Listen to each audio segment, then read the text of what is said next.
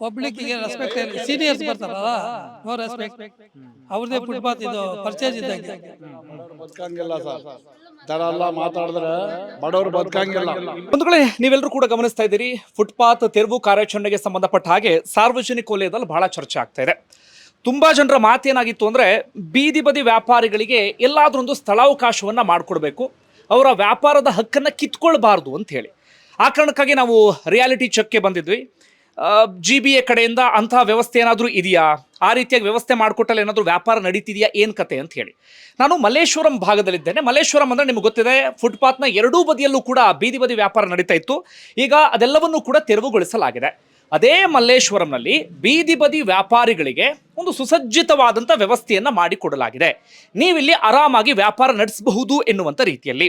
ಅದರ ಪರಿಸ್ಥಿತಿ ಹೇಗಾಗಿದೆ ಅನ್ನುವಂಥ ಚಿತ್ರಣವನ್ನು ನಾವು ಗಮನಿಸ್ತಾ ಹೋಗೋಣ. ನೀವೀಗ ಬಹಳ ಸ್ಪಷ್ಟವಾಗಿ ಗಮನಿಸ್ತಾ ಇದ್ದೀರಿ. ನೀವು ಹಾಗೆ ಮುಂದೆ ಬಂದರೆ ಇಲ್ಲಿ ಈ ಮಾಮೂಲಿ ಅಂಗಡಿ ಮಳಿಗೆಗಳು ಯಾವ ರೀತಿಯಾಗಿರುತ್ತೆ ಆ ರೀತಿಯಾಗಿ ಇಲ್ಲಿ ಸುಸಜ್ಜಿತವಾದಂಥ ವ್ಯವಸ್ಥೆಯನ್ನು ಮಾಡಲಾಗಿದೆ. ವ್ಯಾಪಾರಿಗಳೇನಾದರೂ ಹಣವನ್ನು ಕೊಡಬೇಕಾ, ತಿಂಗಳಿಗೆ ಇಂತಿಷ್ಟು ಅಂತೇಳಿ ರೆಂಟನ್ನು ಕಟ್ಟಬೇಕಾ ಅಂಥದ್ದೇನಾದರೂ ಅಂದರೆ ಅದರ ಯಾವುದೇ ಅವಶ್ಯಕತೆಯೂ ಕೂಡ ಇಲ್ಲ. ಯಾವುದೇ ಬಾಡಿಗೆ ಕೊಡುವ ಅವಶ್ಯಕತೆಯೂ ಕೂಡ ಇಲ್ಲ. ಕೇವಲ ಅವರ ಕರೆಂಟ್ ಬಿಲ್ ಎಷ್ಟು ಬರುತ್ತೆ ಅಷ್ಟು ಕರೆಂಟ್ ಬಿಲ್ಲನ್ನು ಕಟ್ಕೊಂಡು ಹೋದರೆ ಸಾಕು. ಆದರೆ ಇಲ್ಲಿ ಯಾವುದೇ ಬೀದಿ ಬದಿ ವ್ಯಾಪಾರಿಗಳೂ ಕೂಡ ಇಲ್ಲಿ ಒಂದೇ ಒಂದು ಮಳಿಗೆಯನ್ನು ಕೂಡ ಓಪನ್ ಮಾಡಿಲ್ಲ. ನೀವು ಗಮನಿಸ್ತಾ ಇರ್ಬೋದು, ಬಹುತೇಕ ಎಲ್ಲದಕ್ಕೂ ಕೂಡ ಬೀಗ ಹಾಕಿದ್ದಾರೆ. ಸಿಕ್ಕಿರುವಂಥ ಒಂದು ಮಾಹಿತಿಯ ಪ್ರಕಾರ ಅವರ ಸಾಮಗ್ರಿಗಳು ಏನಿದ್ದಾವೆ ಅದನ್ನು ಇಲ್ಲಿ ಗೋಡೌನ್ ರೀತಿಯಲ್ಲಿ ಇದರ ಒಳಗಡೆ ತಂದಿಟ್ಟು ಬೀಗ ಹಾಕಿ ಹೋಗ್ತಾರೆ. ಬಿಟ್ಟರೆ ಇಲ್ಲಿ ವ್ಯಾಪಾರ ವಹಿವಾಟು ಅಂಥದ್ದೇನೂ ಕೂಡ ನಡೆಸೋದಿಲ್ಲ. ನಾನು ನಿಮಗೆ ಹಾಗೆ ಮುಂದೆ ಹೋಗಿ ಇಲ್ಲಿ ಒಂದು ನೋಟಿಸನ್ನು ಕೂಡ ತೋರಿಸ್ತೀನಿ. ನಾನು ನಿಮಗೆ BBMP ಕಡೆಯಿಂದ ಬಂದಿರುವಂಥ ನೋಟಿಸ್, ನೀವು ವ್ಯಾಪಾರವನ್ನು ಯಾವ ಕಾರಣಕ್ಕಾಗಿ ಇಲ್ಲಿ ಮಾಡ್ತಾ ಇಲ್ಲ, ನಿಮಗೆ ಕೊಟ್ಟಿರುವಂಥ ಮಳಿಗೆಯನ್ನು ನಾವು ವಾಪಸ್ ಪಡಿತೀವಿ ಎನ್ನುವಂಥ ರೀತಿಯಲ್ಲಿ. ಅಂದರೆ ಸರ್ಕಾರ ಅವರಿಗೆ ವ್ಯವಸ್ಥೆಯನ್ನು ಮಾಡಿಕೊಟ್ಟಿದೆ, ಆದರೆ ಅದನ್ನು ಸರಿಯಾದ ರೀತಿಯಲ್ಲಿ ಬಳಸ್ತಾ ಇಲ್ಲ. ನಾನು ಮತ್ತೊಮ್ಮೆ ಹೇಳ್ತಾ ಇದ್ದೀನಿ, ಬೀದಿ ಬದಿ ವ್ಯಾಪಾರಿಗಳ ವಿರುದ್ಧವಾಗಿ ಮಾತಾಡ್ತಾ ಇಲ್ಲ, ಅಥವಾ ಬಡವರ ಹೊಟ್ಟೆ ಮೇಲೆ ಹೊಡೆಯುವ ರೀತಿಯಲ್ಲಿ ಅಥವಾ ಬಡವರ ಹಕ್ಕನ್ನು ಕಿತ್ಕೊಳ್ಳುವ ರೀತಿಯಲ್ಲಿ ಮಾತಾಡ್ತಾ ಇಲ್ಲ. ಅದರ ವಾಸ್ತವ ವಿಚಾರವನ್ನು ನಿಮ್ಮ ಮುಂದೆ ಇಡುವಂಥ ಕೆಲಸವನ್ನು ಮಾಡ್ತಾ ಇದ್ದೇನೆ. ನೋಡಿ, ನಾನು ನಿಮಗೊಂದು ನೋಟಿಸನ್ನು ತೋರಿಸ್ತೇನೆ. ಇಲ್ಲಿ ಬಹಳ ಸ್ಪಷ್ಟವಾಗಿ ಉಲ್ಲೇಖ ಮಾಡಿದ್ದಾರೆ. ಮಲ್ಲೇಶ್ವರಂ ಉಪವಿಭಾಗದ ವ್ಯಾಪ್ತಿಯಲ್ಲಿ ಬರುವ ಹಣ್ಣು ಮತ್ತು ತರಕಾರಿ ಮಾರುಕಟ್ಟೆ 9ನೇ ಅಡ್ಡರಸ್ತೆ, ಈಸ್ಟ್ ವೆಸ್ಟ್ ಪಾರ್ಕ್, ಮಲ್ಲೇಶ್ವರಂನಲ್ಲಿ ಅಂಗಡಿ ಮಳಿಗೆಗಳಲ್ಲಿ ವ್ಯಾಪಾರ ನಡೆಸದೇ ಇರುವ ಬಗ್ಗೆ. ಅಂದರೆ ನೀವಿಲ್ಲಿ ವ್ಯಾಪಾರ ನಡೆಸೋದಕ್ಕೆ ಅವಕಾಶವನ್ನು ಮಾಡಿಕೊಟ್ಟಿದ್ದೇವೆ, ಆದರೆ ನೀವಿಲ್ಲಿ ವ್ಯಾಪಾರವನ್ನು ನಡೆಸ್ತಾ ಇಲ್ಲ ಎನ್ನುವಂಥ ರೀತಿಯಲ್ಲಿ BBMP ಅಂದರೆ ಈಗಿನ GBA ಕಡೆಯಿಂದ ಬಂದಿರುವಂಥ ನೋಟಿಸನ್ನು ನೀವು ಗಮನಿಸ್ತಾ ಇದ್ದೀರಿ. ಅಂದರೆ ನಾನು ನಿಮಗೆ ಏನನ್ನ ಹೇಳೋದಕ್ಕೆ ಹೊರಟಿದ್ದೇನೆ ಅಂದರೆ, ಸಾರ್ವಜನಿಕವಾಗಿ ಎರಡು ರೀತಿಯಲ್ಲಿ ಚರ್ಚೆ ಆಗ್ತಿದೆಯಲ್ಲ. ಬೀದಿ ಬದಿ ವ್ಯಾಪಾರಿಗಳನ್ನ ತೆರವುಗೊಳಿಸಿದಂಥ ಸಂದರ್ಭದಲ್ಲಿ ಬಹುತೇಕರು ಅದಕ್ಕೆ ಶ್ಲಾಘನೆಯನ್ನು ವ್ಯಕ್ತಪಡಿಸ್ತಾ ಇದ್ದಾರೆ, ಫುಟ್ಪಾತ್ನಲ್ಲಿ ಆರಾಮಾಗಿ ಓಡಾಡಬಹುದು ಅಂತ ಹೇಳಿ. ಆದರೆ ಒಂದು ವರ್ಗ ಹೇಳ್ತಿರೋದೇನಪ್ಪ ಅಂದರೆ, ಬೀದಿ ಬದಿ ವ್ಯಾಪಾರಿಗಳಿಗೆ ಸಾಕಷ್ಟು ಸಮಸ್ಯೆ ಆಗ್ತಾ ಇದೆ, ಅವ್ರ ಹೊಟ್ಟೆ ಮೇಲೆ ಹೊಡೆಯುವಂಥ ಕೆಲಸವನ್ನ ಮಾಡಲಾಗ್ತಾ ಇದೆ, ಅವ್ರು ಏನು ಮಾಡಬೇಕು, ಅವ್ರು ಎಲ್ಲಿಗೆ ಹೋಗಬೇಕು, ಎಲ್ಲಿ ಹೋಗಿ ವ್ಯಾಪಾರವನ್ನ ಮಾಡಬೇಕು, ಅವರ ಕುಟುಂಬವನ್ನು ಹೊರೆಯೋದು ಹೇಗೆ ಎನ್ನುವಂಥ ಪ್ರಶ್ನೆ ಇತ್ತಲ್ಲ. ಆ ಕಾರಣಕ್ಕಾಗಿ ನಾನು ನಿಮಗೆ ಇದನ್ನು ತೋರಿಸ್ತಾ ಇದ್ದೇನೆ. ಬೀದಿ ಬದಿ ವ್ಯಾಪಾರಿಗಳಿಗೆ ಒಂದು ಸುಸಜ್ಜಿತವಾದಂಥ ನೀಟಾದಂಥ ವ್ಯವಸ್ಥೆಯನ್ನ ಮಾಡಲಾಗಿದೆ, ಆದರೆ ಅದನ್ನು ಸರಿಯಾದ ರೀತಿಯಲ್ಲಿ ಬಳಕೆಯನ್ನ ಮಾಡ್ತಾ ಇಲ್ಲ. ಅಂದ್ರೆ ಬೀದಿ ಬದಿ ವ್ಯಾಪಾರಿಗಳು ಅವರಿಗೆ ಕೊಟ್ಟಿರುವಂಥ ಈ ಅವಕಾಶವನ್ನು ಸದುಪಯೋಗ ಪಡಿಸಿಕೊಂಡರೆ ಯಾವುದೇ ರೀತಿಯಲ್ಲೂ ಕೂಡ ಸಮಸ್ಯೆ ಆಗೋದಿಲ್ಲ. ಅದರ ಬದಲಾಗಿ ಫುಟ್ಪಾತ್ನಲ್ಲೇ ವ್ಯಾಪಾರವನ್ನ ಮಾಡಬೇಕು ಅಂತೇಳಿ ಪಟ್ಟು ಹಿಡಿದು ಕುಳಿತುಕೊಳ್ಳೋದಿದೆಯಲ್ಲ, ಅದು ಯಾವುದೇ ಕಾರಣಕ್ಕೂ ಸರಿಯಲ್ಲ.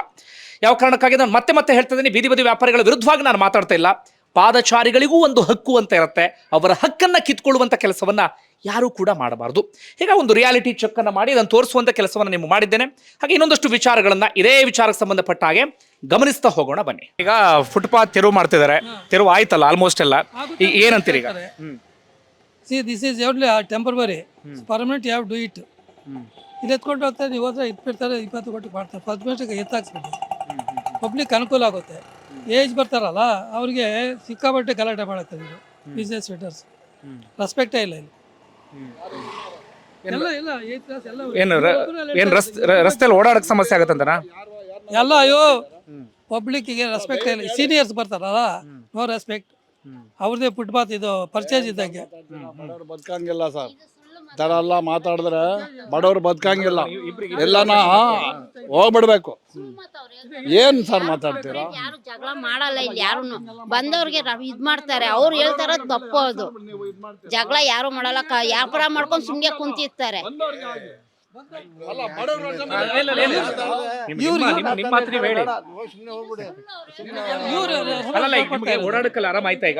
ಈ ಪರವಾಗಿಲ್ಲ, ಇದೇ ಕಂಟಿನ್ಯೂ ಮಾಡಬೇಕು, ಒಳ್ಳೇದಾಗುತ್ತೆ ಜನಗಳಿಗೆ.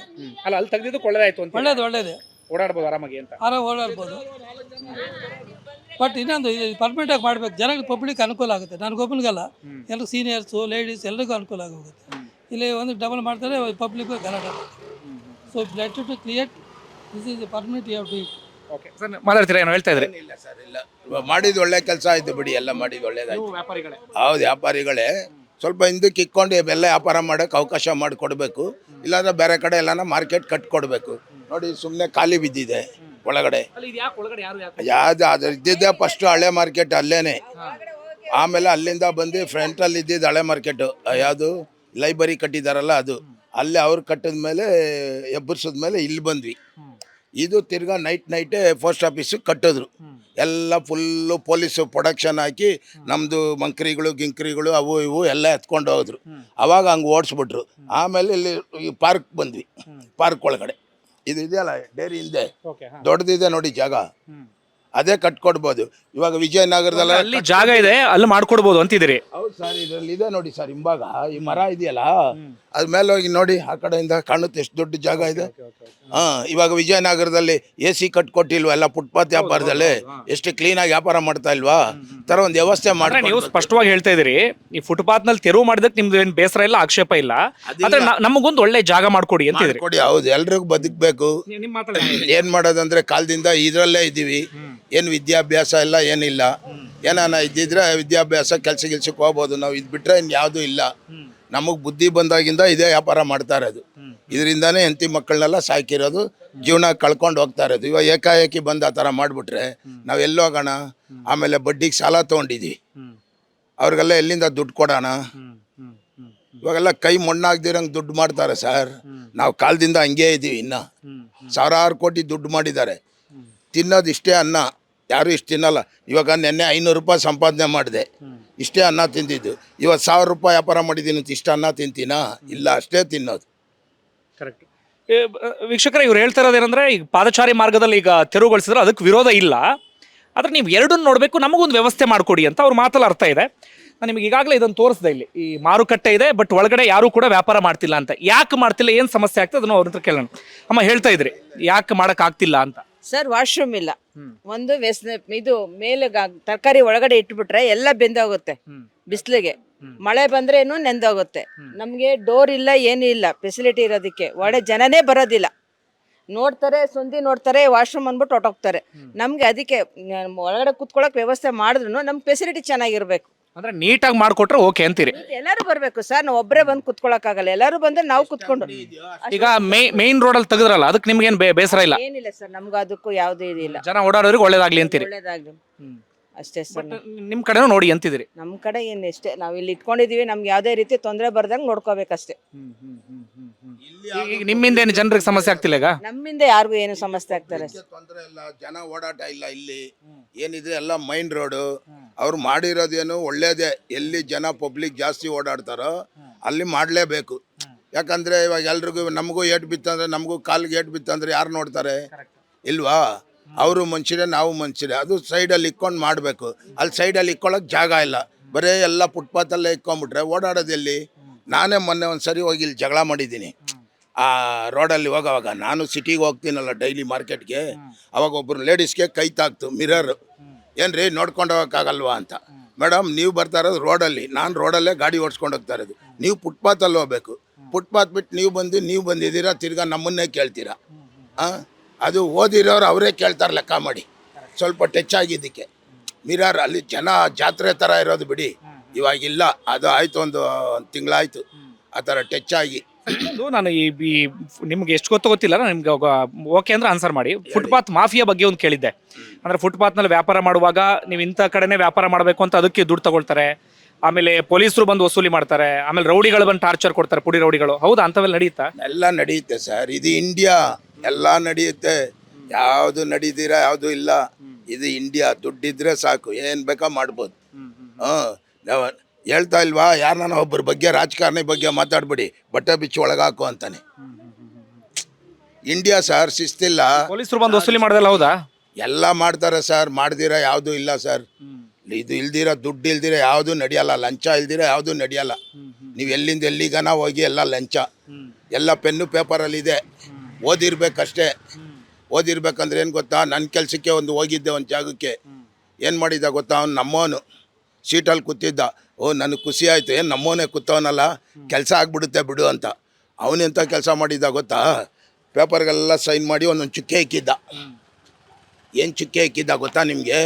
ಓದಿದ್ದೀರಾ ನೀವು? ನಾನು ಓದಿಲ್ಲ, ಆದ್ರೂ ಅಲ್ಲಿ ಎದುರುಗಡೆ ಕೂತಿದ್ದವ್ರು ಹೇಳಿದ್ರು, ನೋಡಪ್ಪ ನೀನು ನೋಡಿದ್ರೆ ಒಳ್ಳೆ ಮನುಷ್ಯ ಅಂತ ಕಾಣುತ್ತೆ. ಆಮೇಲೆ ಅವ್ನು ಏನು ಮಾಡಿದ್ದ ಗೊತ್ತಾ, ಆಮೇಲೆ ನಾವು ಕವರಲ್ಲಿಟ್ಟು 2,000 ರೂಪಾಯಿ ಕೊಟ್ಟೆ, ತಗೊಳ್ಳಿಲ್ಲ ಅವನು. ತಗೊಳ್ಳಿಲ್ಲ ಸರ್, ಹಳ್ಳಿ ಮರದ ಕೆಳಗಡೆ ನಿಂತಿದ್ದೀನಿ, ನನ್ನ ಹೆಸರು ಮರಿ ಅಂತ.